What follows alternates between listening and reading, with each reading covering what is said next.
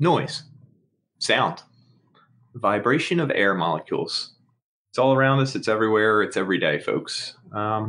Sometimes that stuff gets together, forms music. Sometimes it's pretty important in our lives. Today, we're going to talk about the connections between music and memory. Join us.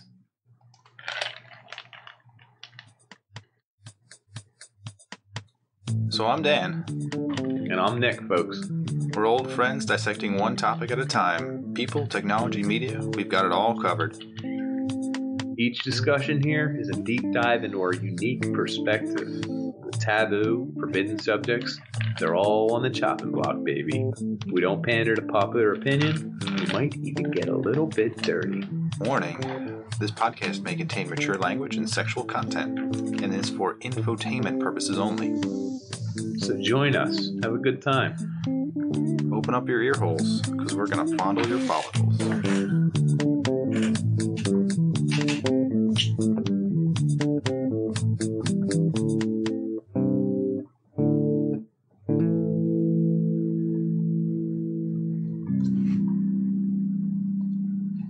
Alright, that was our sweet beat.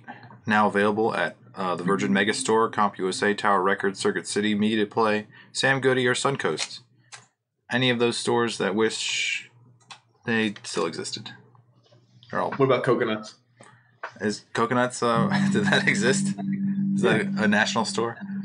Did you say The Wall as well? Oh, The Wall, yeah. Yeah. Lifetime guaranteed on those bad boys. Yeah.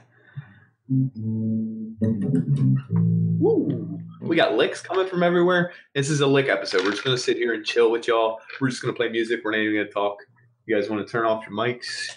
You want to smoke a little something? You want to just get fresh to death? Don't let your parents know. Close the bedroom door and let's get... I'm going to jam with my ice cubes because it's aleatoric. Random noises that make sound into music.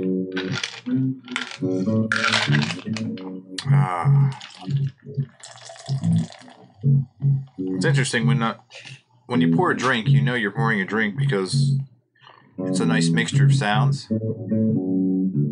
Same thing when you're playing a bass. It's a mixture of sound. It sure is. And what is sound? No one even friggin' knows. Yeah. It's not scientifically proven. No. Sound is literally just vibrations, right? Yeah. Just good old vibrations. I'm giving those good vibrations.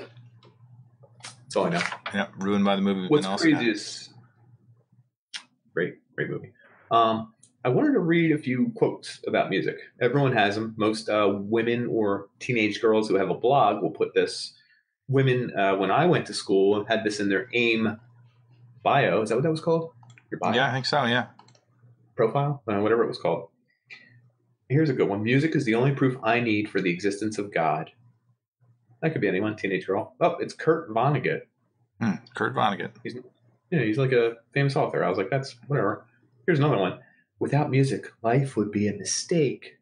I was like, what? Britney Spears? Like, who's that one? Nietzsche. I was like, what? What are you talking about? Anyway, so then I went, music gives a soul to the universe, wings to the mind, flight to the imagination, and life to everything. Like, that's beautiful. Is that some kind of a current day... yeah, pure art. Pharrell Williams? No, it's Play-doh. Play-doh actually said that. Well, these guys were stoned. That's what I can tell you. Last one I got here is, music produces a kind of pleasure, which human nature cannot do without. And I was like, damn, is that a Nirvana quote? Nope, Confucius. God damn it. Fantastic. Who doesn't have a good music quote? And it occurred to me, this is like the person who puts in their Tinder bio, I like music. It's like, yeah, dude, we all do. Yeah, good job, so is buddy. that the general consensus? We all like music, right? Yeah, I think that happens from a very young age. Even as a baby, they say you can react to different types of noises. You have a distressful reaction to certain noises. They call it... so there's cacophony, which is a cacophone of annoying things. It's a mixture of noises that you don't like. There's the opposite, which might be your bass playing. I'm not sure. They call it euphony, like euphoric audio. So here are two excerpts. So the first one's supposed to be something you like. So that's the euphony. You gonna play along as I go? I just wanted to see how long it takes. How much it would annoy me, or someone else, or just someone a touch, else in the house would just a me. touch. I'll put it down in a second. It's hard to put it down. Like when you start, like I know there's when you play it, you feel like there's maybe you're like it's a mantra, a little you're like meditating a little bit. I am glad that I played instruments when I grew up because it was a different type of meditation than anything you could do. It definitely resonates, just like this next passage will. As soon as you put that damn bass down. All right, folks, putting it down. All right, expensive piece of wood, a lot of mahogany, a lot of. Do you oil that every day with your own hand oils? Oh, nah. I should. Extra greasy forehead. It's a full week since I played it, so it kind of feels weird. Oh, he's getting. If you've had friends who are musicians, they do this constantly. They'll just pick up their instrument and start jamming, and then they completely ignore you. It's something that just he's trying to irk me. I'm not. I'm not trying. I am irking. Hold on. Ooh, that was a perfect release. You almost always hear interference when you do that, folks. The worst is drummers, okay? Because the drummer can only play loudly, and they can only fill a room with sound, and they can only completely dominate. And then they find a sick beat that they love, and they're like, the only way I think a drummer can commit something to memory is a muscle memory thing. They actually have to physically play through a meter like 10 times or 20 times to commit it to a physical memory, because it's not as mental drumming. It's almost more physical. So it's not their fault that you're a loser. Okay, so human speech has this nice rhythm to it, or not. And these are two excerpts from poets. This first one is supposed to be pleasant, rhythmical, and harmonious. It's an example of euphony. So, someday love shall claim his own. Someday right ascend his throne. Someday hidden truth be known. Someday, some sweet day. So it's melodic. Can you, hold on. Can you tell me the first 10 words of that? I'll show you a trick. Someday love shall claim his own. Someday right ascend his throne. Someday love shall claim. You're supposed to be able to do it with paper. If you say he's holding his paper to his face. I don't know. I'm holding a paper to my face. There's a way you could do this. Someday love shall throw away the keys to my love and my throne, and overtop it without ne'er a problem. The world shall in itself find. There's a way. We used to do a thing called stress and anti-stress, and most human speech in English, at least, the most ear-pleasing way is to do a stressed word, an unstressed word, a stressed word. It's like iambic pentameter. Yeah, a little bit. Yeah. But in the actual speech, like just the words we use somehow. Natural speech does that, like up and down kind of rhythm, so people can follow along to what you're saying. So this is a cacophony, which is harsh, often dissonant sounds, things that are. I'm not looking forward to this. Not folks. fun. So babies react to these words negatively, even before they know what words are. Really? My stick fingers click with a snicker, and chuckling, they knuckle the keys. Light-footed, my steel feelers fickle, and pluck from these keys melodies. It does sound kind of Yeah, sticky. it's like it's hard to swallow. I didn't like it. I wouldn't swallow those sticky fingers. Yeah, those knuckly keys. Not a fan. No. Not a fan. Damn it. So the new Flyers mascot just fell. Have you seen him? I don't understand why they need a mascot that's this gritty, but I don't know. Sorry. I'm just retweeting his fall. There's a lot of people who need to see it. Okay. Retweet. Check. We just lost a viewer. They were like, I didn't think this was much of a retweet show. So when we talk about... Did you find the definition of music I was going to go with? Oh, definition. Sure. Oh, wait, no, I did. Go ahead. What were you going to go with? The sound versus the other one? Yeah, what sound has what? Loudness to it, decibels, and then has a frequency to it. Yeah, I have music kind of touches on that dynamics. Yeah. It's interesting because there are different definitions for the scientific version of sound transmittal and what a human hears. It's like frequency has an analog that if a human hears it, it's the pitch, because pitch is different for people. What we under. Yeah. Oh, it's internalized, I guess? Yeah, it's internalized and it's unique. So, like, perfect pitch varies from person to person. Perfect pitch. Yeah, okay. Yeah. A lot of that. Well, let's get into music then, because we're going to touch on this in music. So let's just do this. It makes music unique. It does, actually. I agree with you. Yeah. Well, there's a reason why, I'll say. Music is drumroll, folks, bass play, folks, guitar strum, folks. It is an art form and cultural activity whose medium is sound organized over time. This reminds me of George Michael from Arrested Development. I'm not sure what. Yeah, I guess Modern Family. That's a show. Okay. Yeah, that is a show. At least I was thinking of a family comedy show. No, Arrested Development. George Michael, he wants to join the band, but he has no musical practice. And he has a wood block and a block. And he says, please let me join the band, Uncle so-and-so, Uncle Tobias and Aunt Lindsay. And they go, no, you can't be in it. He's like, well, I can play drums. And they're like, you can play music? And he's like, no, but I'm always on time. And that's like the exact same thing. He's like, I'm very punctual. And everyone's like, no, that's not it. But it kind of is, I guess, right? Almost. Yeah. To a degree, being punctual is on time.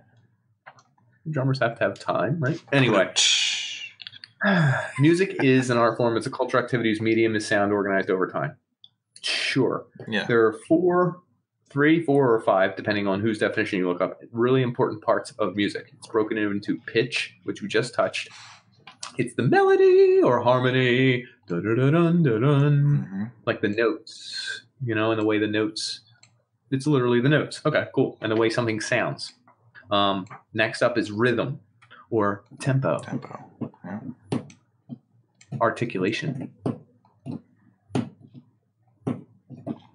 I can't talk and do drums at the same time. Isn't that weird? Isn't that? Dynamics. Yeah, it is. It's tough. Yeah. Dynamics, which is loudness and softness and swelling of action and decibels and all that stuff. So where does timbre fit in? Lastly was timbre. I got it. It's texture, color. It's the it varies from instrument to instrument, person to person. Like you can play the same note on a $1,200 bass guitar that you can play on like a slight variations flute. Of how the frequencies come out on that. It makes it sound different. Yeah, it does. A flute note of the same note from this bass will sound entirely different, as well as that same note out of someone's mouth, right? Yeah, depends on what you're amplifying it with or trying to make music with. And then also, what isn't music? If someone's making sound, I'm gonna use your own little. What was it? 33 beats per minute. Mm-hmm. So if you do something slower than that, it doesn't count as music because you're no longer fluidic. You want to expound? I do. What I'll say is most music you come across today, most music you hear on the radio, most music your friends listen to, your parents listen to, everyone in the world listens to, you can find variants. Please do not go in the comment section and say, I know a song that's in 60 to 160 beats per minute. It's like kind of a standard pop song, rock song, most soul, most blues, most 80s songs, most every goddamn song you can think of. Most. There are variants. What's ironic is that's also like common heart rates. I mean, resting your heart natural rhythm, your ability to sense. Yeah, because you sense in that time. I mean, when you're exercising, you're in the 160s, 180s. You can get up to 200 if you're younger, 160 if you're older. Is that usually how it goes? I can't remember. 160? Something like that. I missed it. I think as you get older, your max heart rate goes down, right? Really? Is that... I thought So... When you exercise. Like a kid's max heart rate's like close to 190 or something, but like if you're 70, you better be like under 150 when you're exercising because you'll die. Yeah, so like resting heartbeat gets restricted by erythrosclerosis, I think. Thanks for the word. Hardening of the arteries. Here it is, folks. Yeah, it's a hardening of the arteries. Arteries. So arteries. I guess you can't. Yeah, you can't. Damn it. I guess your resting heartbeat goes down because you physically can't endure that much stress on your heart when you're older. But does that mean you can't enjoy music? I mean, you can't hear music? I mean, No, what's your... I wasn't saying that. I was literally just talking about the human range of heartbeats. Oh, okay. And how is it a coincidence it coincides with our music? I mean, probably not. Although, ironically, that you bring it up, old people do like slower music, right? That's true. Knock off the hip hop and the loud metal music because it's too fast. Well, most people like to dance to music, so if you're going too fast for an older person, you can't dance to that music, so it makes it less. That's true. Immersive, I would say. Yeah, I would say. But so what you were getting at earlier is 60 is kind of the lower range of most songs. Mm-hmm. You can find songs in 40, 45. They've surmised that as low as 33 beats per minute by oral psychologists is the general cutoff for how slow something should be. Because once you get outside of that, you leave your subjective rhythmization. Woo. Because usually you're present for like 3 to 8 seconds. You're in a perceptual present, and you need to hear a couple beats against each other. Because when you hear a beat and internalize it, they say you break it down to strong and weak beats. So like a boom, boom, boom. I'm nodding my head at the strong beat. You feel what I'm saying? Yeah. Even if because you differentiate the 2 beats or the 3 beats or the 4 beats or whatever. But usually one is a strong beat. The others are weaker. So you need to have at least 2 in your reference frame. And if you span it out too long, they say that essentially you're trying to remember the old beat. You're like, yeah, it was there, and I'm going here. And it's a thing called being in the present, a perceptual present. So that's like what short-term memory is like what, half a second long? So if you get anything above that, 2 to 4 seconds, isn't it, or something? 2 to 4 seconds? It's longer than that. Something like that. Yeah. So it's in this range. So like otherwise it's shifting into a different area of memory, and you're not pulling that from your present memory. It's a stored memory. Because at that point, you're on a beat and you're staring at a past beat that's in the distant past that you have to remember, and you're thinking of a future beat that's in the distant future. Usually when you're listening to music, you're just feeling all the beats because they're all in the present. That's why they like all these things to kind of be in your present. That's why, hence these numbers. So would you say if you're dancing to a song and you're moving in such a way that you could capture the beat with your body, do you think you could make a song slower and have it still work? Maybe. They said the only way to do it, and drummers can do this, you break down 80 beats per minute and you internalize it like this. You're constantly counting faster than no. Yes, exactly. And then you hit on the snare on the every fourth. Well, what you can do then is that on every fourth you don't hit, and you wait till every 16th, and then you'd be playing at 20 beats per minute. So you can pretend hit and not do it. Pretend hit, not do it. Pretend hit, not do it. That's a lot of not doing it. Pretend hit, not do it. Pretend hit, not do it. Pretend hit, not do it. Really do it. And as I'm hitting the really do it, I'm actually hitting 20 beats per minute. But honestly, I'm counting at 80 beats per minute is the idea. Yeah, so and that was actually a great example because I got completely distracted when you were doing it. I was like looking left and right. I don't know what was less. And I'm not a music theory guy. I dabble in it, and one of my friends is a music guy, but that was maybe not 80 beats per minute. So nobody come at me in the comment section and tell me I was way off. But that's the idea behind it.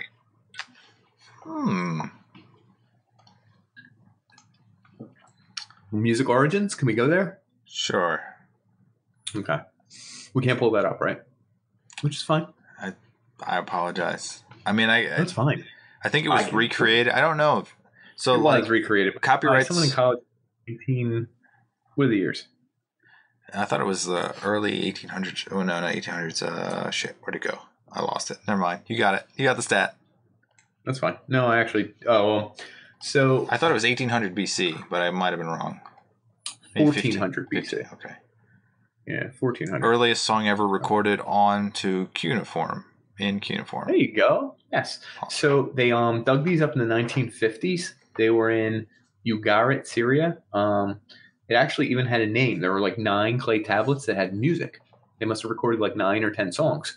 All the clay tablets were like pretty much wrecked and destroyed, except one. It was Hurrian hymn number 6. What's kind of interesting is it was Anatolian in origin. They were shipped over to Syria and they came over and they brought their music with them.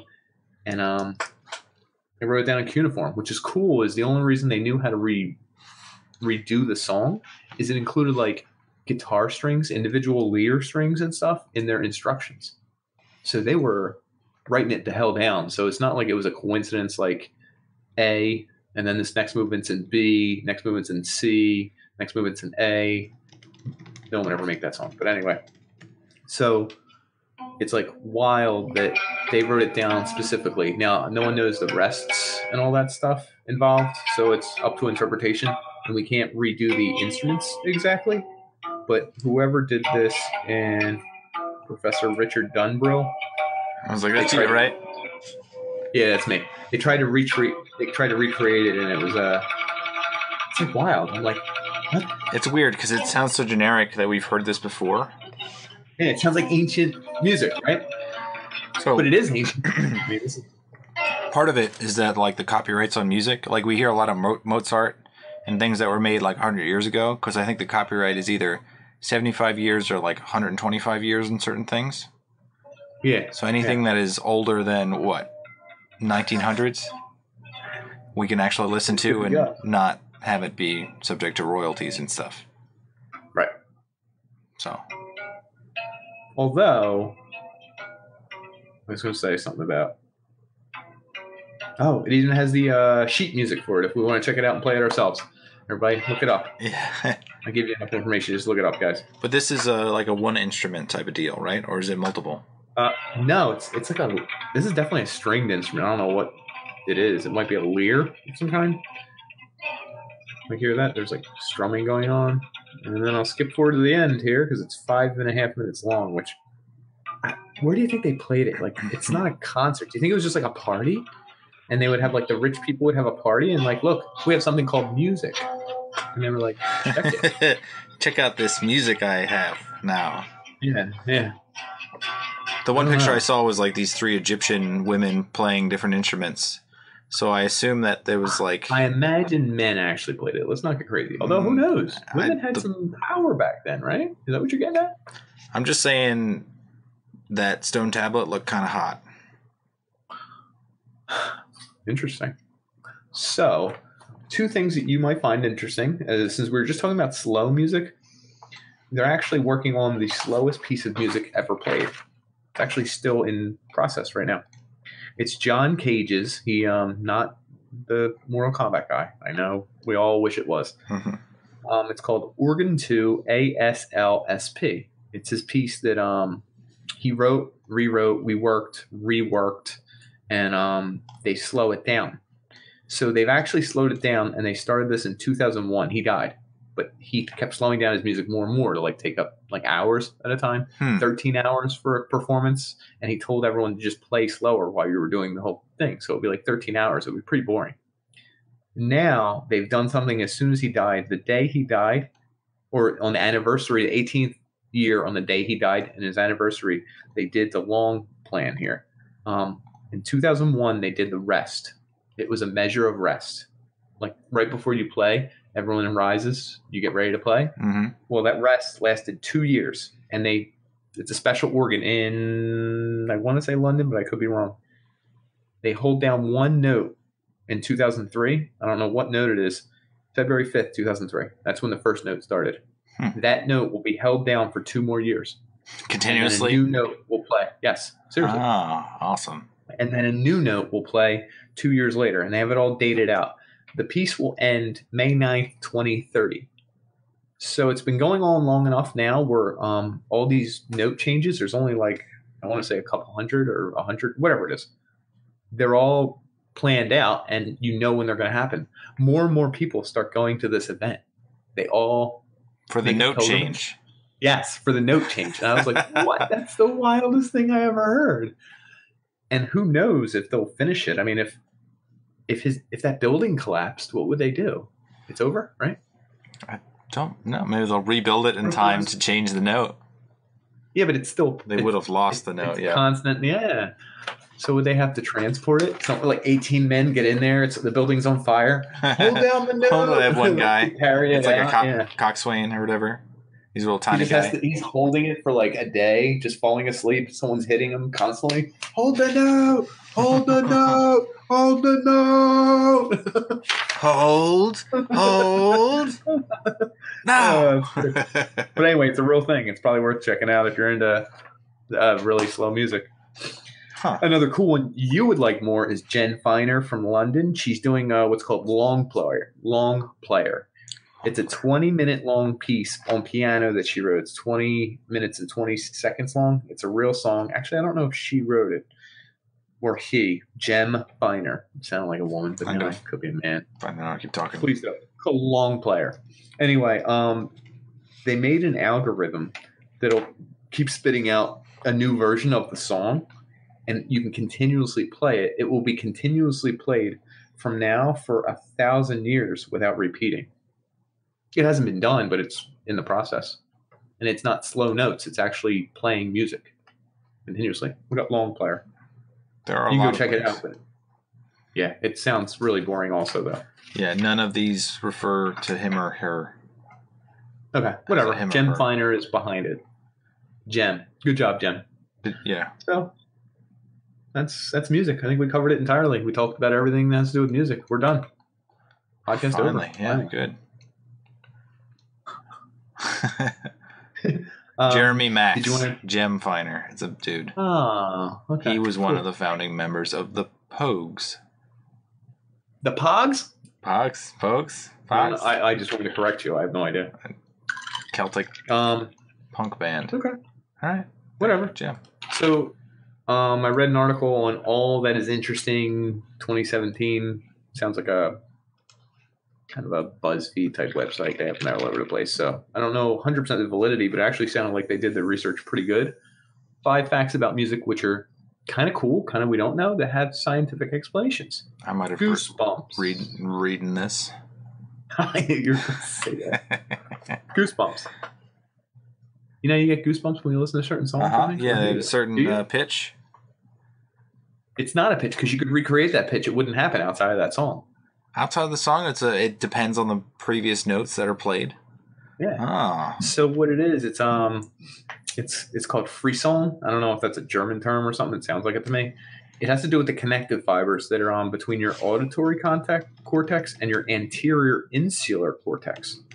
Apparently, the stronger the connection between those two, they think it has to do with predicting what's coming next, not really knowing, pretending to be surprised, but an elated surprise. You're like, oh, it's beautiful. It's, so that's why it usually happens at like the climax of a song or something. You're like, oh, even though you really have heard that song before, you can predict it, but your brain tricks itself sometimes when you listen. So Goosebumps. Huh.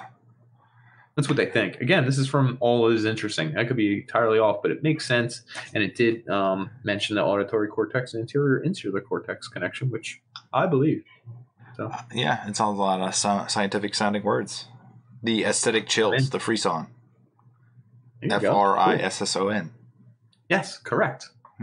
What nationality is it? Is it German? Was I correct? A French term, actually. Damn the French.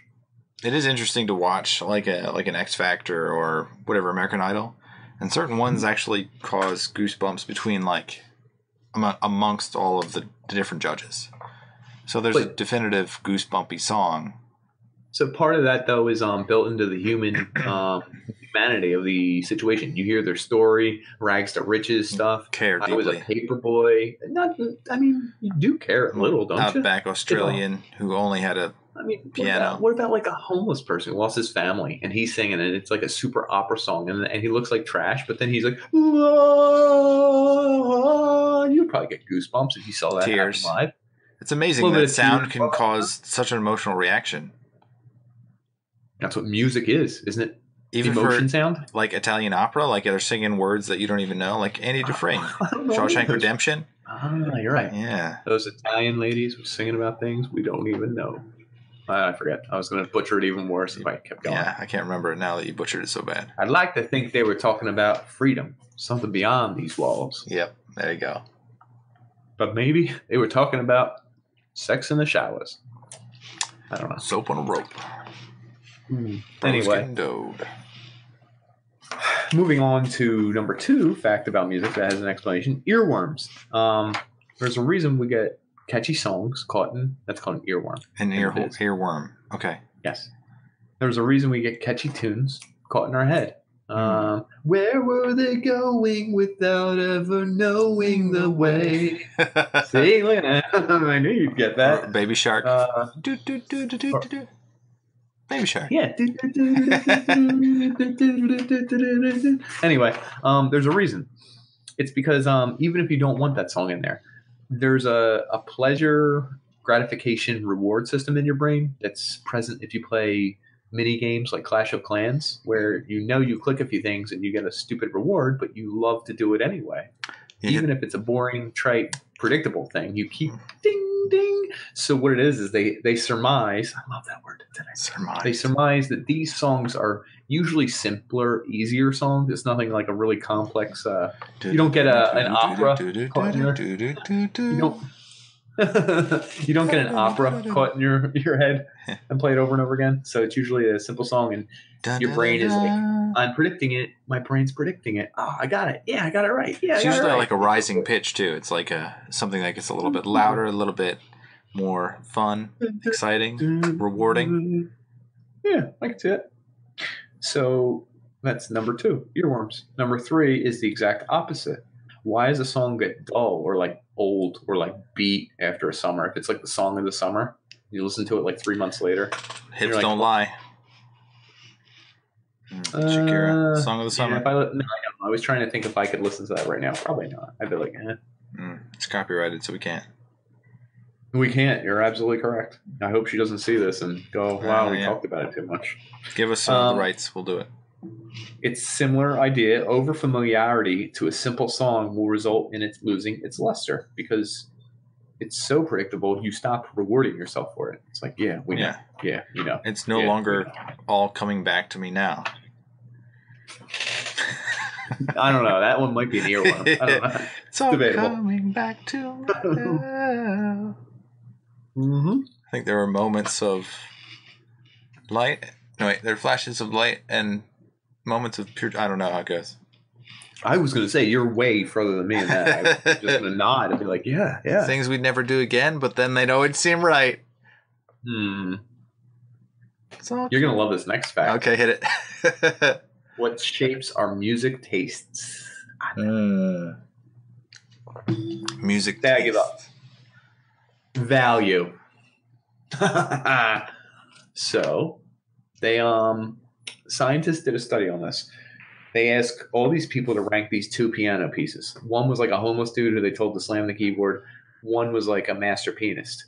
When the person listened to the 2, they told them sometimes the truth, sometimes the opposite, sometimes the truth, sometimes the opposite. Mm-hmm. Almost always, regardless of whether it was a homeless guy slamming a piano with his elbow and his Peter, they always chose the master pianist sound better. They were like, oh, we love that one. That one sounds so much better, even when they were wrong.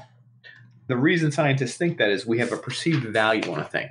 Now, when you fast forward to when we grow up and stuff, a perceived value is like our friends like it. People our age group like it. This is this is the sommelier.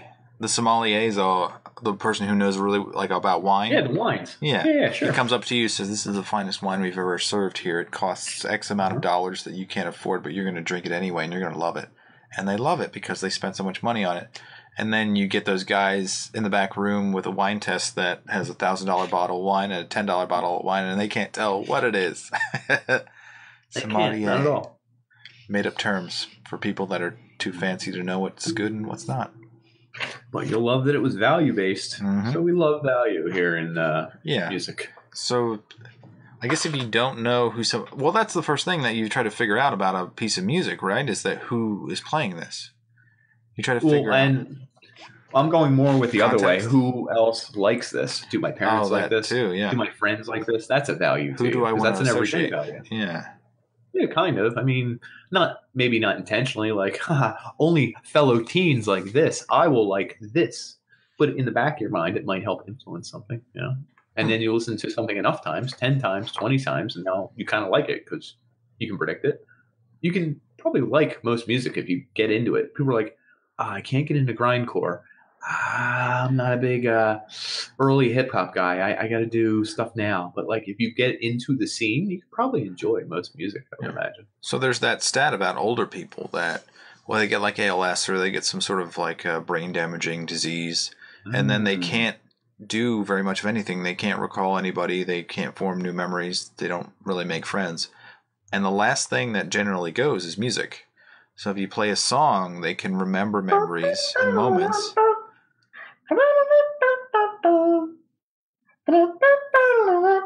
I was just doing like a really old timey song you would hear on a phonograph, like, and you'd have to put the record on and it would spin, and she'd be like, "I remember that tune. Remember me." Yeah. From the movie called Coco. Oh, that was a good song. I didn't catch it because your inflection wasn't good. Remember me. Say that. That was better. It was actually a really good one. Oh, thank you. Did he have a butt chin too? I think he did, actually. They make all the good characters have butt chins. I don't know if you noticed that. Me. Yeah, I think I'm doing it wrong, but because I haven't seen it since theater. Okay.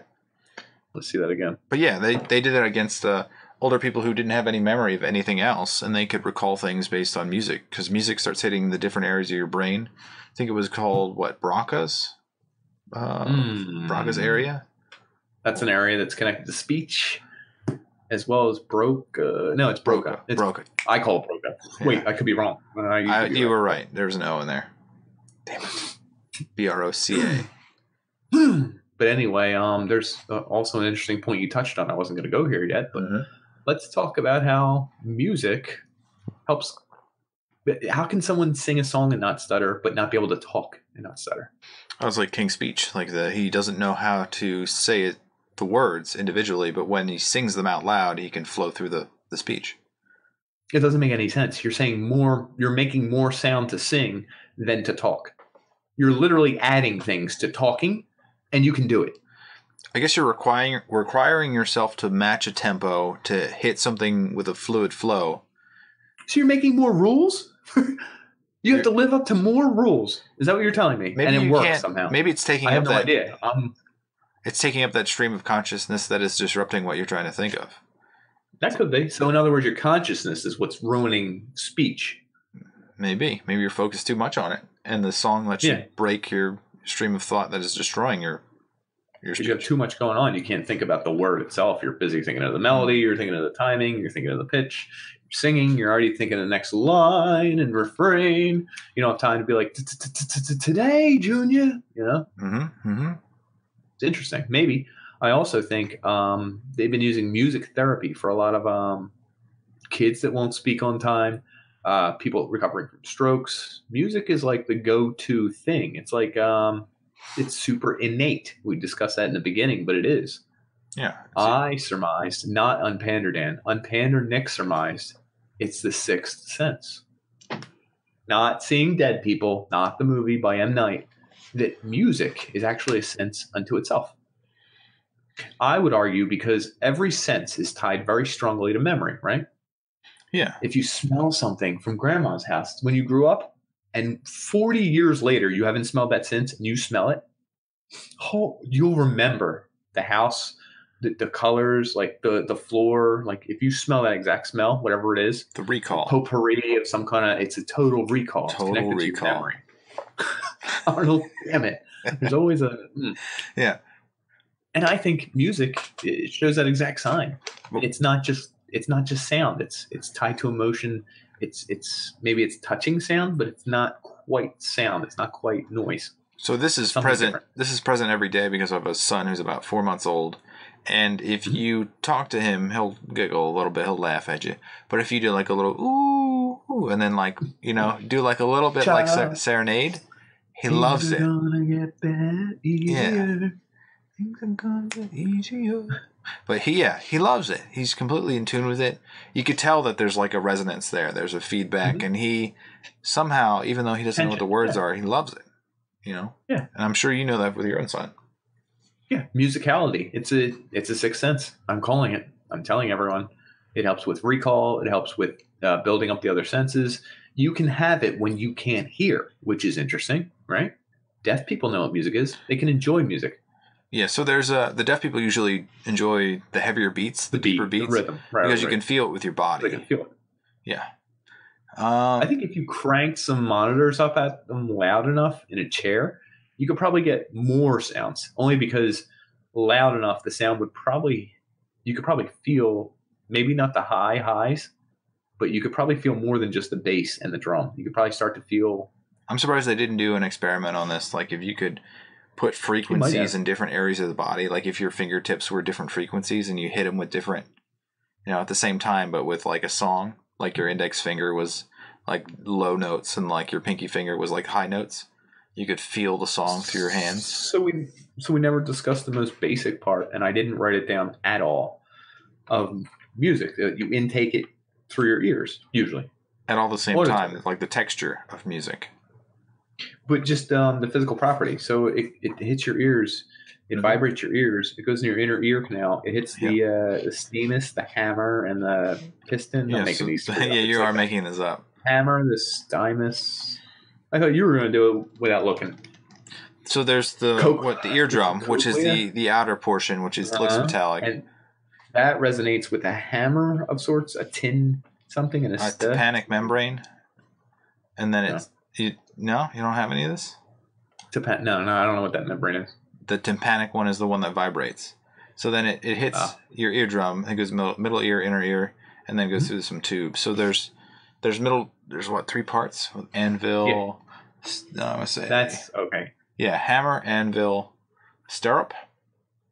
I said stipa, whatever. I was trying. Stapes is the official one. Cool. Malus, Incus, and Stapes.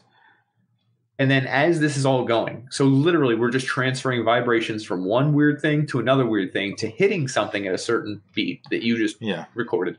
And then it goes to the cochlea. Is that the little thing with the little tiny hairs on it? Yeah. So it's like almost like a seashell. Like it's circular and it starts to shrink as it curves in. And then there's hairs inside there that vibrate and then change your I guess it's your audible area. So it's like it's a vibration that goes through there's I think there's a liquid in there too that like vibrates down to the nerves, and then the nerves pick it up as an electrical stimuli. Right, and then the electrostimulus goes to the auditory nerve. Yeah.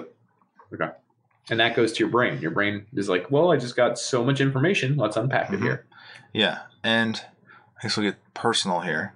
So my wife has a hearing loss that involves the auditory nerve being, I guess it's neuropathy. So like the nerve dies. Step? So all the other stuff works? Yeah, all the other stuff works. So it's kind of a weirdness where she could pick up different noises, but it would be like garbled because the nerve doesn't transmit the sound. Register. Yeah. But there are cochlear implants which take a digital signal and then send it beyond the nerve. So it's directly implanted into a brain, which is kind of like another episode. Yeah, it's like, well, if you were listening to like a video game from like a long time ago, like a Nintendo game. 8-bit. It can send it in one of 16 bits or whatever bits, however many bits the noises they can break it down. Yeah, and I think everyone should listen to that because if you listen to a sound in 8-bit, it's almost impossible to pick out what people are saying, and that's exactly what a deaf person. You can't pick out words. Yeah, that's interesting. But they have different versions, so they did up, from 8-bit to 16-bit, and they kept going and going and going until people can make out words pretty clearly if it's all working properly. You don't have a bit number on that? I was just really curious. I don't think they got up to 64-bit. I think they got up to like 32-bit, which is actually for most. I thought it would have to be like way higher to distinguish all that, but maybe not. No. I think even our episodes are. I think they're 32-bit when we release them. So like at a certain point, it's the value oriented. Oh, it's 64-bit is the best. It's like that doesn't matter because you can't discern the difference between 64 black. And 30. I'm looking up. Lossless audio.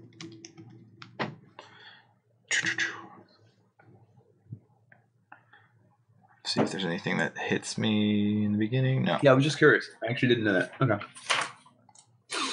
There's probably something else in here, but I'll miss it. That's okay. That's cool. And we're going to come back to something like this. Yeah. You want to talk about people who can't perceive music? So sure, we're in the subject area. My grandmother was deaf. She used to babysit us all the time. We would play tricks on her. Not tricks, but like we would, me and my sister would always be like yelling, I'm going to do something bad to see if she could hear. She never could. But like she could tell if we were yelling. She definitely could. And we would stomp on the floor to get her attention. She had her lights. It's just wild. Now I think I'm just remembering a whole bunch of stuff. Her phone was hooked up to the lights in the house so they all blink. No, click, yeah. The TTY machine. Yeah. Yeah, all that stuff is a pain in the ass. It is. It's definitely inconvenient because the world is based on your five senses. Yeah, we had 6 senses, including music. Yep. Doorbell, lights would flicker. That's why we have dogs. The dogs will alert her. I didn't know that. That's pretty cool. So wait, you still have the flicker? No, the flicker's a pain in the ass. So we just rely on the dogs. Not worth it. Plus, I'm here most of the time. And then captioning. Everything has captioning. Yeah, I mean, that's not a big deal. I grew up with that. That was on every TV, and it's funny. So different programs have different captioners, and different ones are different grades of good, different grades of slow, different grades of spell everything wrong. The funniest are the ones that spell something wrong. It's like, and he's back, he's going back. Oh, another fumble, and then the person like they're already talking about the next subject, and the person's like back, black, and then the person like stops. And you see them backspace like 9 times, and they fix it back. And then sometimes people stop, like they see the mistake, and then they keep going. They're like, "Who cares?" Keep going. Just chug along. That's pretty funny. Yeah, but so there are people not like because deaf people can dance. My grandmother could dance. Was she good at it? Probably not good, but I mean, think of it. 90% of dancing is hearing the bass heavy notes and going with them. I mean, you're not going by the guitar solo or anything. You're not dancing to that. So you're dancing to the lowest notes. So there are people who can hear, and also they can't dance. They can't feel. So there's what is it? 2 different types. There's one where you can't distinguish the pitch. So a song will generally like vary between very tight pitches. And there are certain people that just can't hear the difference in pitches. So they'll be listening to a song and it'll sound like the same note over and over again. So they don't know when the change in pitch is happening. So when you're at a high school dance and there's someone that says they can't dance, maybe they really can't dance. Maybe they're not socially awkward. Maybe they just don't hear music the way you do. That's possible, but I think rhythm is different than pitch perception.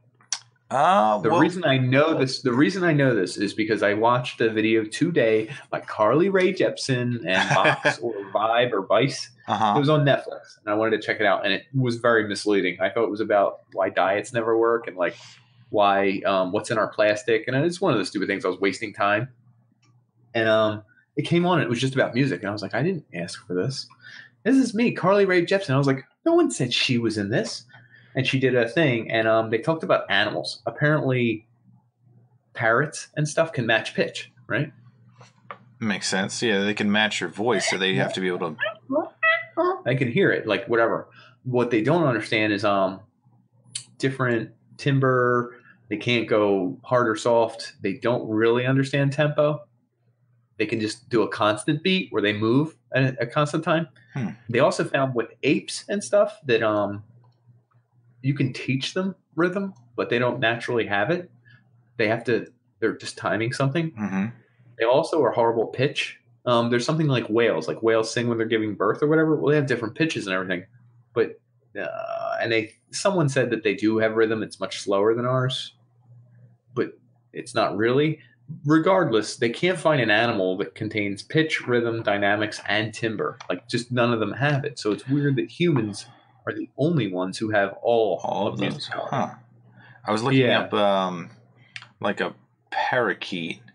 There's one that does a metal head bob. That's a badass parrot.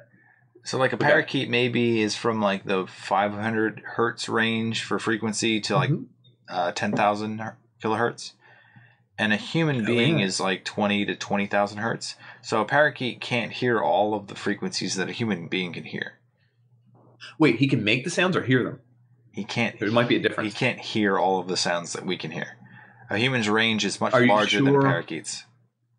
Is range always the same that you can make and you can hear? I'm not sure that you would make a sound if you couldn't perceive it in hearing. But no. But I would imagine you could hear more than you could make.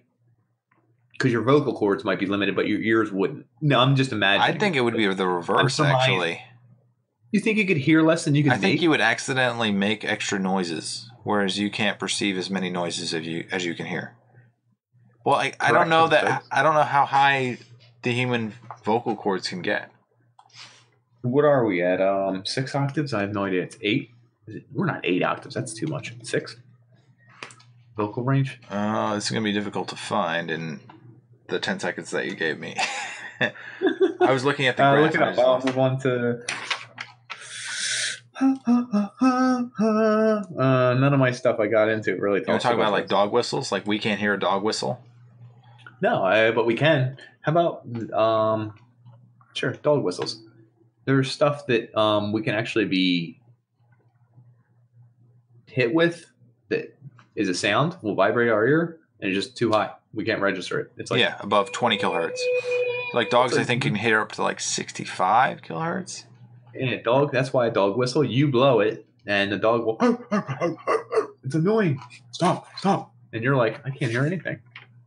Real high pitched sounds. For a while, they thought they might be damaging, but really, ultimately, it breaks down to how loud the volume is and how close to your eardrum it is. So most of the time, it's not actually dangerous. I came across something sinister and the opposite. Did you come across sounds under 20 hertz and what they can do to human beings?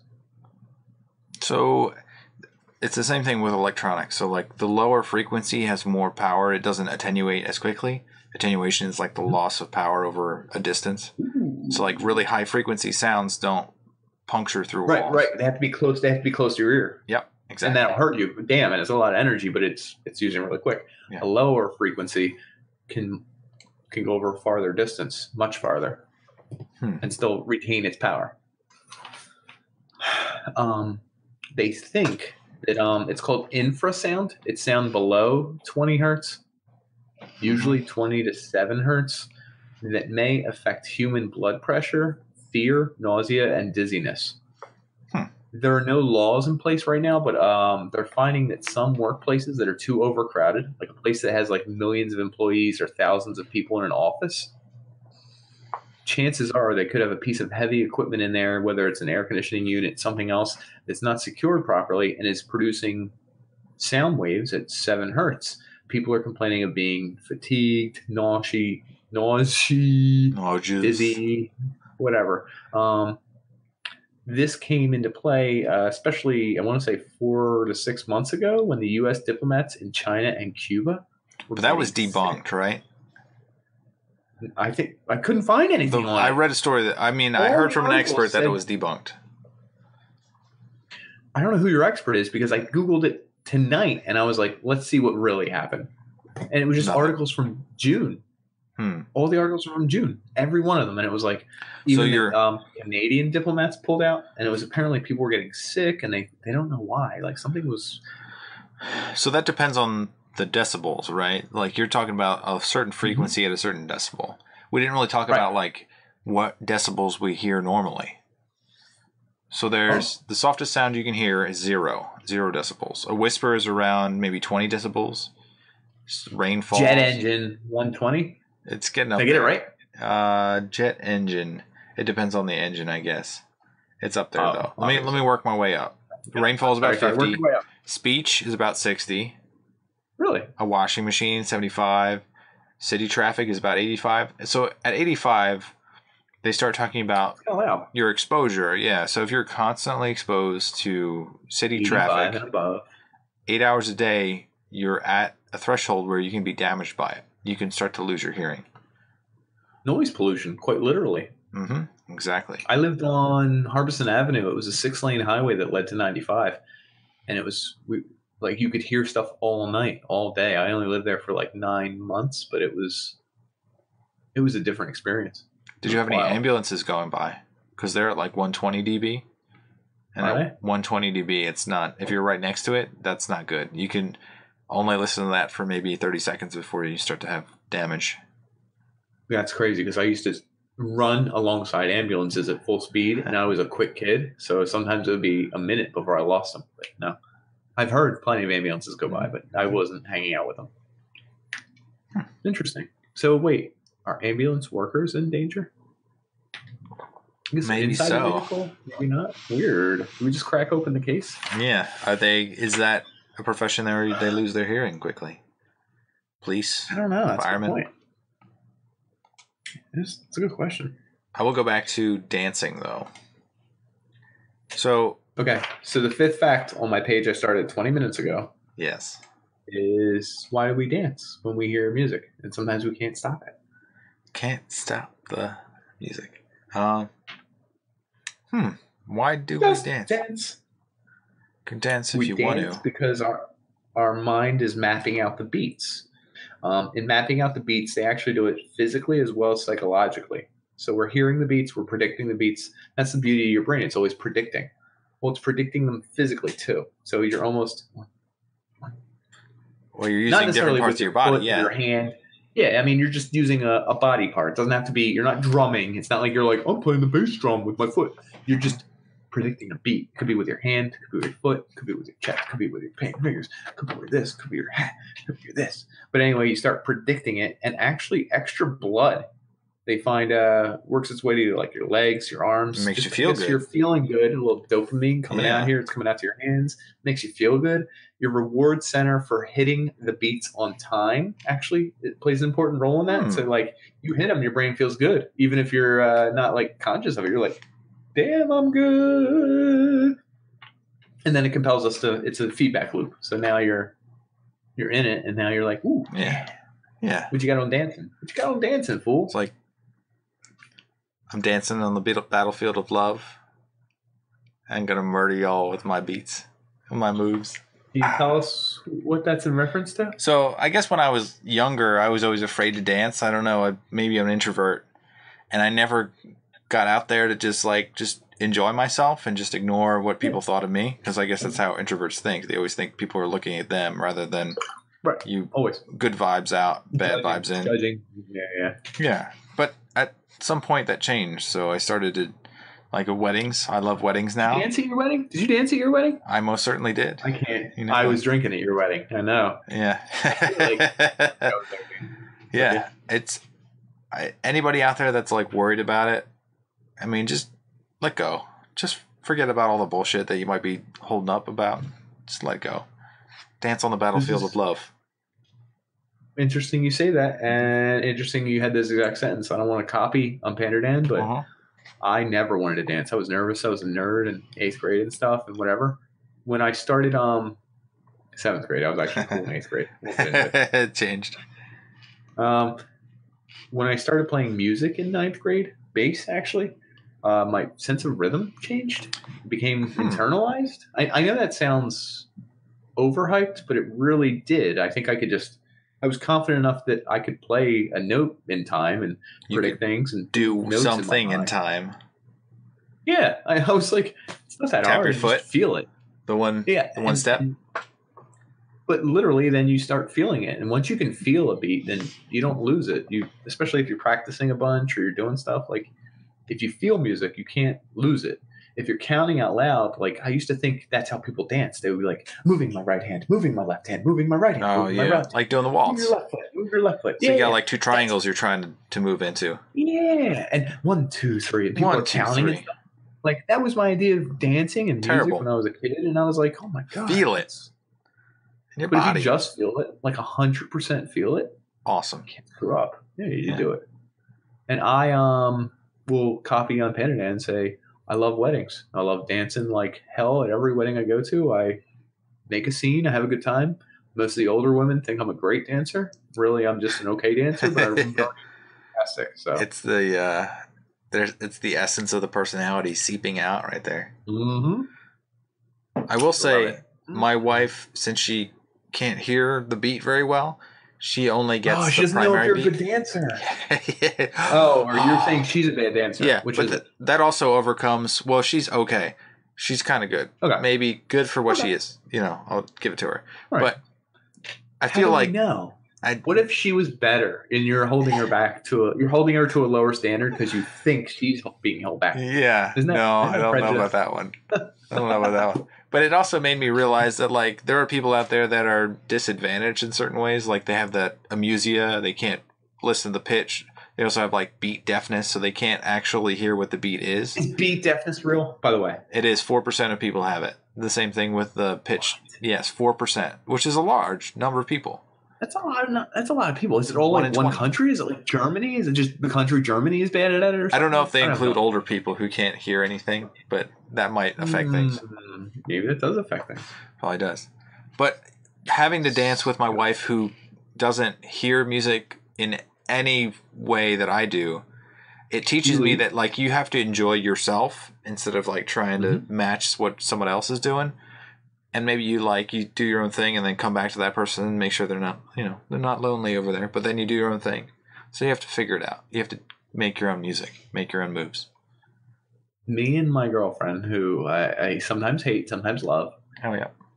Do a thing at weddings where we dance to Toto by Africa, and we do like an elaborate dance scene. Oh, wow. This is in a movie. The tango, and it involves like lifts and like spins and like, weird, like erotic ritualistic moves. And we do it all the time, but we've never once talked about it. We've never once choreographed it, and it's never the same ever.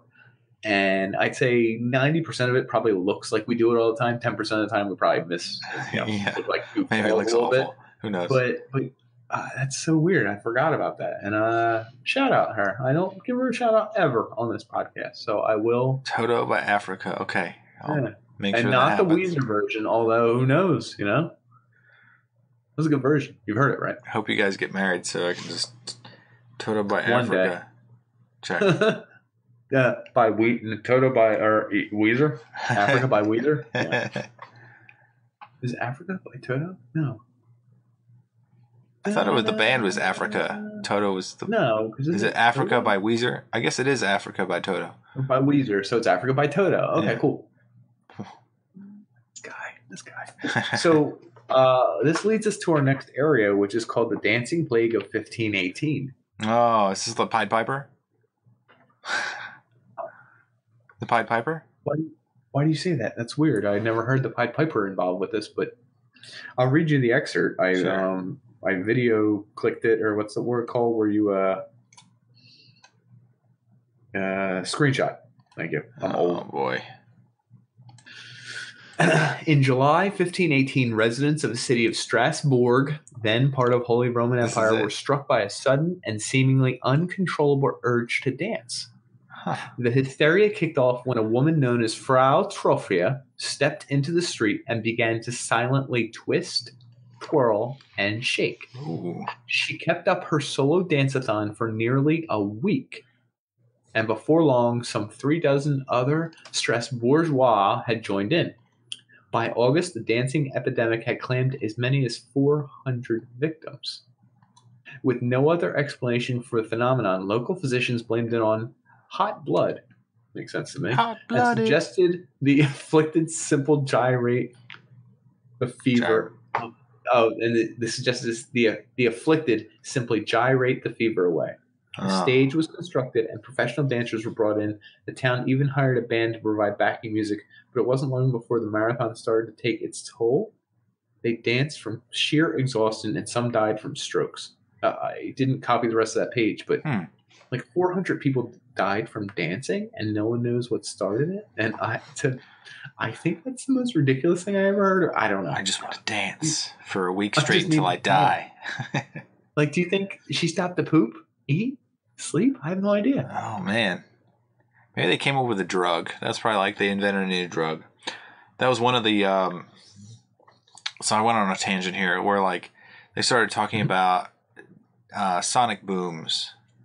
Sorry, I'm going to come back to this. Pied Piper, remind me. So sonic booms. So like when a plane hits Mach 1, the like sonic... Is it 1? 1's the sound of... Mach 1, yeah, speed of sound. It's just like 7 something. What is the speed of sound? I want to say it's 7... Yeah, write it down. I didn't think 60 something Mach 1 speed sound. Anyway, the speed of sound. Sound 17 miles per hour. Oh, that's it? I thought it was higher. Cool. Yeah. So they did a test in, I think it was like Oklahoma City, where they had multiple planes hitting Mach 1 And the boom that's created, the sonic boom, is when the sound waves cannot move faster than the plane. So what I didn't know is that when it hits a sonic boom and it goes faster than 717 Mach 1, it has a continuous boom, and that boom just keeps going with the plane. They did an experiment where every day they would do like 6 or 7 sets of sonic booms, and it would like break windows and crack mortar and stuff in buildings. So people complained. It also led me on a trail that fed into drugs. So they did. So I'm assuming that this dance-a-thon was probably started by the Germantown inventing some sort of drug. Probably like an ecstasy-like drug where they just wanted to dance. That's it. Yeah, and the CIA had like MK Ultra. MK Ultra was like they started testing LSD and various drugs on people to see what their reactions were. Yeah. That was a government project. And we'll talk about this in a later episode because it's really fascinating what the government has done to people, and it's awful. Well, interesting you brought that up. It leads to our next subject. It does. It actually does. Thank goodness you, smart cookie. Has anyone ever heard of, I'm trying to pronounce this guy. Marijuana? Yep. I've had tons of marijuana. Anyway, apparently it's become closely associated with music, which is one of our senses. Marijuana and music. So maybe it affects our senses, and our sixth sense music is affected by it. So a lot of stoners say music sounds better. Hey, man, have you ever listened to it on weed? You know, they lean in, and you're like, come on, dude, I get you. I'm a scientist. I have a job. I have a kid. I don't do that kind of stuff. So I did a little research of my own. Okay? And I Googled it. That's all I did, folks. I don't know where everybody thought I was going. We're not investigatory journalists here who go around ruining people's lives and don't care who they leave bloodied and no matter who they care, because I'm an investigatory journalist. No matter how many people I leave bloodied. Anyway. So in the United States, at least, I don't know about elsewhere, jazz music in the 20th century became like synonymous with marijuana. I didn't realize this because I realized that. I didn't realize how old school it was. So Dizzy Gillespie and like Louis Armstrong, they're like Louis Armstrong, like the trumpet guy. Forefront? Yeah, but like that's like real old school. He like makes Miles Davis look old or young. I said that wrong. But like he's one of those old guys where I'm like, he's one of those old school guys playing the trumpet. Apparently, like these guys were big into weed. Like that was their thing. They were like, we do this all the time. It helps us play our music. And performance enhancing drugs. A little bit. One of the girls from Fleetwood Mac, I don't know if it was a singer or one of the other players, said that they'd be working on a song for 3 hours and then they would listen to it again after hitting the weed, and then Stevie it would sound like a whole different song. Lindsay? I'm not sure. Buckingham? I'm not sure who. Christine McVie? Listen, I know who they are. I don't know which one it was. It was just a quote from someone in Stevie Nicks, a female. Possibilities. Thank you. I just learned the bass line to the other one. Break the Chain. I was learning that while we were setting up. Do do do do do do do do. Just the bass is playing. Dun, dun, dun, dun, dun, dun, dun.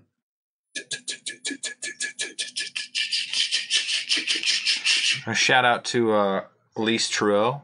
If you've seen that video of her doing I haven't. No?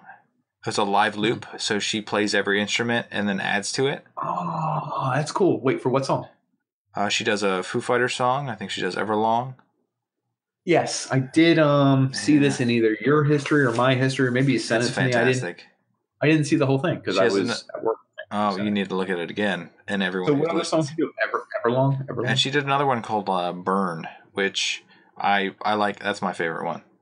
But it's impressive to have her go around, and I don't know how she actually like captures the loop and then like regurgitates it back, because she does like 5 different. She does drums, bass, guitar. Yeah, sings.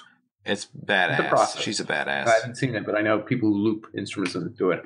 Anyway, so I did a little scientific study. I was trying to figure out, does marijuana actually affect how you listen to music, or is it just the perceived thing, or like, is it just cool to say it? Apparently, they think that marijuana does one of four things. It expands your timing. So someone who experiences 15 seconds of real time thinks they're experiencing 16.57. Don't ask me where they came up with these goddamn numbers, people. Yeah. 2014 article. And it was so does it mean they're thinking slower? Faster. They thought 16.57 seconds go by for every 14 or seconds or so. Slightly faster, okay. Right. Now your brain's moving faster, but everything else is moving slow. So you get some sort of like syncopation, you get some kind of offbeat. Okay. So there's more time to think inside your own head. That's why people become paranoid when they're on weed. People get more attentive on weed. Supposedly, from what we've heard. Anyway, it's called expanded timing. So your mind's eye becomes faster. Your consciousness is faster, but everything else seems slower. Really, it's probably everything slowing down. Your mind's eye staying the same, but we won't get into that. It also is a product of relaxation. So you're not really paying attention to external stimuli. You're literally paying attention to the music, because who gives a damn, dude? I'm here to listen to this jam. Yeah. Your attention. Oh, that came with relaxation. I combined both. Good job, me. Next, we have what I've summed up with all three of these is called a shorter here present moment. Your here moment becomes actually shorter. Like we mentioned earlier, a present moment in listening to music is like 3 to 8 seconds or 2 to 4 seconds. Short memory. Well, a person maybe on marijuana, short-term memory is even shorter. Because like I said, the brain's moving quicker, so 2 seconds to them is really 1 second. So 3 seconds of memory is really like 1.5 seconds. Okay. So now they're looking at a 1.5 second window of music. Makes it quicker. 1.5 seconds, not a lot. No, it makes it slower. Makes everything seem like, man, I've been waiting forever for the refrain. When's it coming? Oh, damn. Makes it. Oh, shit. Look at the chorus. It's still coming. Oh, they're going to use the same notes. Oh, my God, that's crazy. And then you're like this. You're like, wait, the bass is still doing it? The guitar is still doing it? The drummer changed up his chorus move, dude. That's badass. So you're more involved in it. But also, it is slower to your brain. Like, it seems slower. So you have more time to look at it, more time to focus on it, and more time to think about it. So you're looking at it, and you're like, dude, I never realized how tasty that bass lick is. It's like, what? Because usually a song goes by much quicker. Someone who may have partaken in marijuana can attest to this feeling. It's a feeling of slower, like a drop of water. Boop, you can feel it drop. If you were sober and a drop of water happened, you'd be like, that water just dropped. That was annoying. It's over. When you listen to a song sober, usually it kind of goes by a steady beat, a rhythm. You can predict it all. When you're under the influence of THC, especially a lot of it, it's wild because everything's slower. So everything's bigger.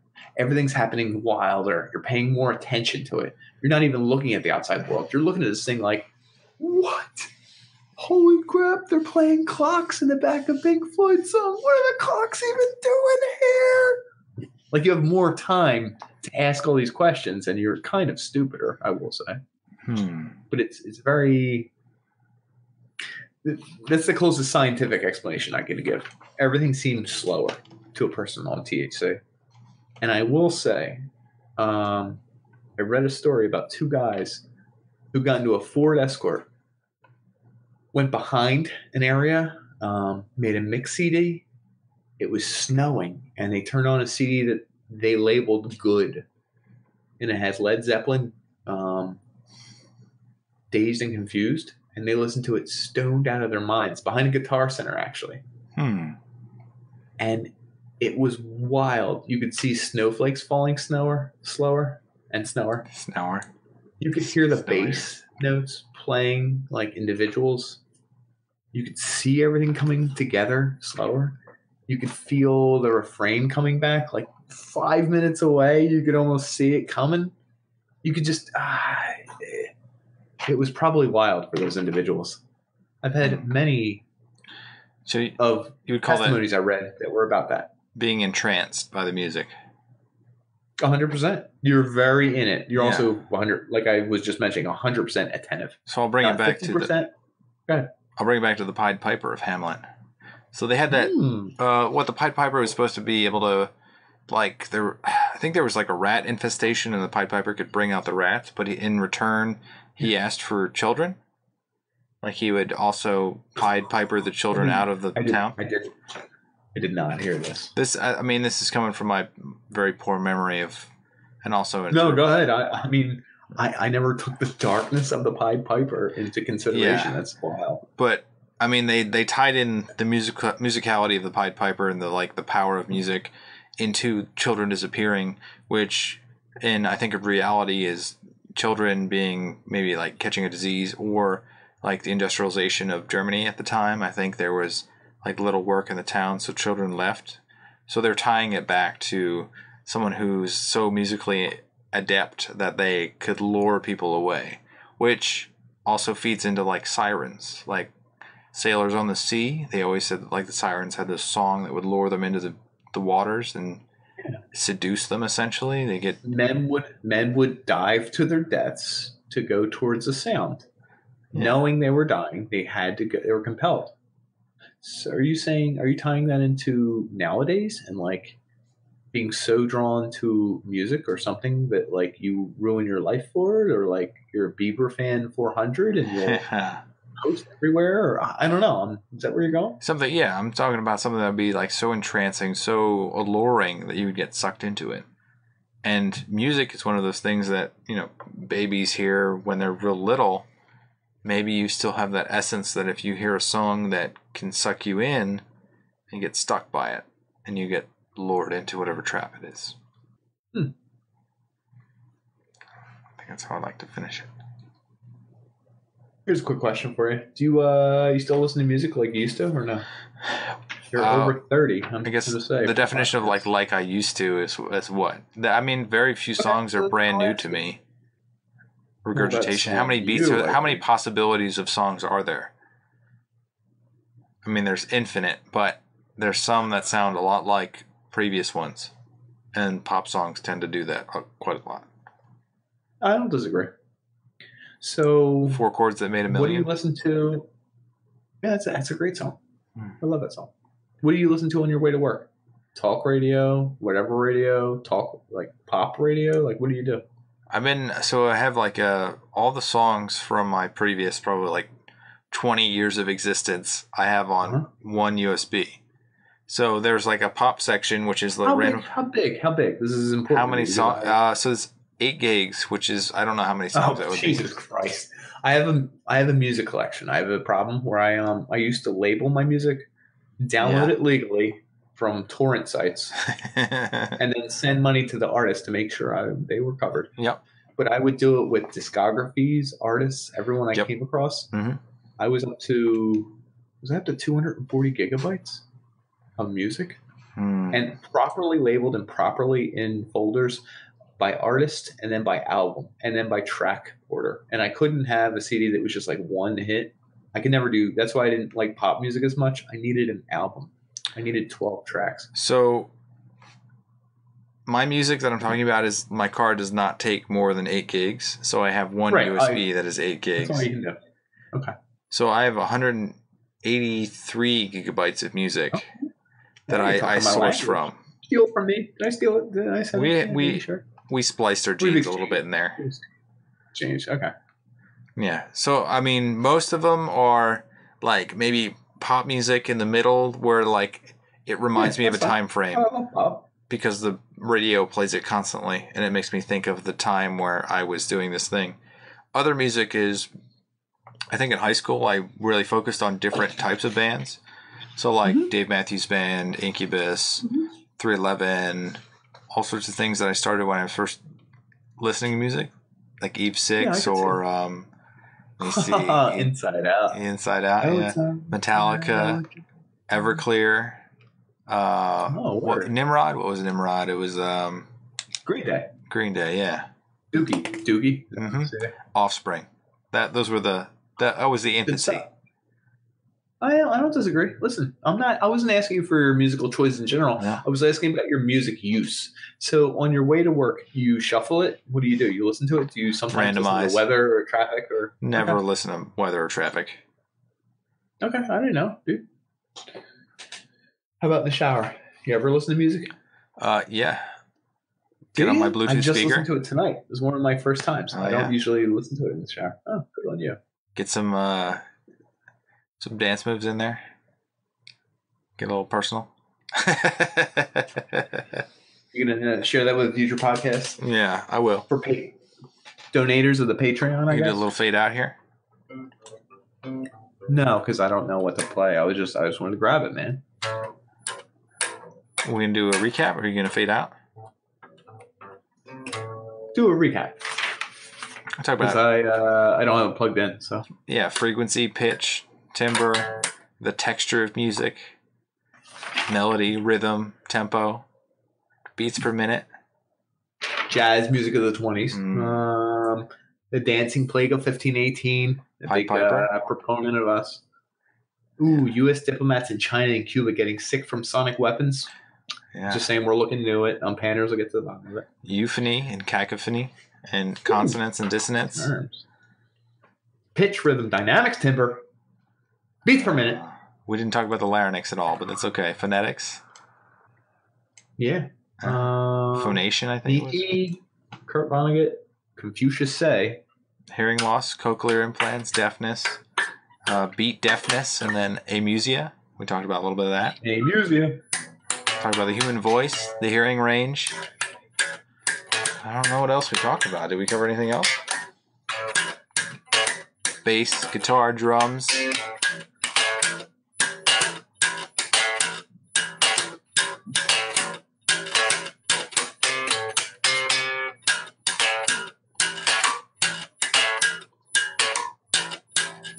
I guess when you drink, you're ooh. Well, I guess, folks, the important thing here is that we do like you. We like you quite a bit.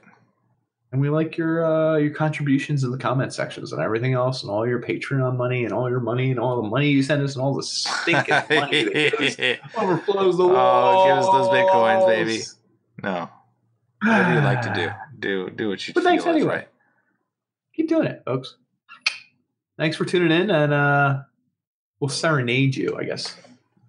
We will send you a song. We will. You're not going to like it.